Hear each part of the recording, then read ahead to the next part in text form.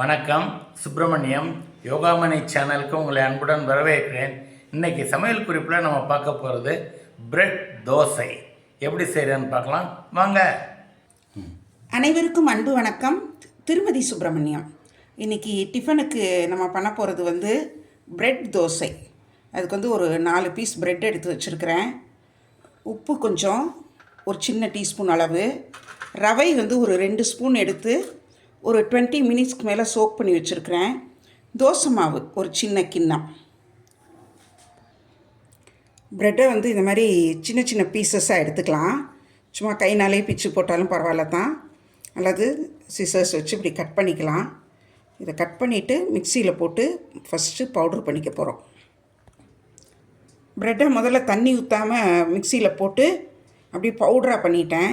இப்போ என்ன பண்ண போகிறேன்னா, இந்த சோக் பண்ணி வச்சுருக்கிற ரவை இருக்கு இல்லையா, இதோடு போட்டு கொஞ்சம் தண்ணி ஊற்றி அரைச்சிட்றேன்.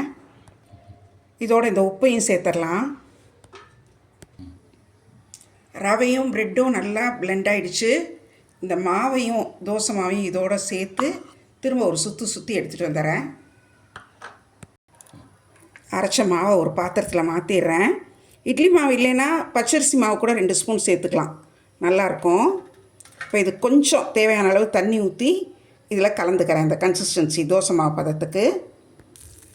அடுப்பில் கல் வச்சு, கல் காஞ்சிடுச்சு, கொஞ்சம் லேசாக எண்ணெய் தடவி இருக்கேன். இப்போ இந்த மாவு இதில் ஊற்றலாம்.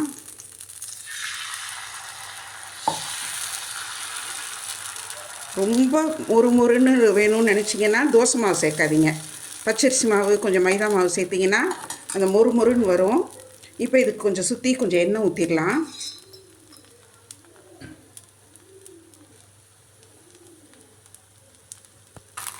ஒரு பக்கம் நல்லா வெந்துடுச்சு, இன்னொரு பக்கம் திருப்பி போட்டிருக்கிறேன். இன்னொரு பக்கம் நல்லா வெந்தோடனே எடுத்து நம்ம பரிமாறிடலாம். ப்ரெட்டு நம்ம ஒரு ஃபுல் பேக்கெட் வாங்குகிறப்போ சமயத்தில் மிச்சம் விழத்தான் செய்யும். ஸோ அப்போ அதை இந்த மாதிரி நல்லா பொரித்து பவுட்ரு பண்ணி ஒரு தோசையாக பண்ணிக்கலாம், நல்லா வரும். இப்போ பாருங்கள், இதோடு தொட்டுக்கிறதுக்கு தக்காளி சட்னி வச்சு பரிமாறிடலாம். ஒரு சிம்பிளான ரெசிபி ரெடி ஆயிடுச்சு.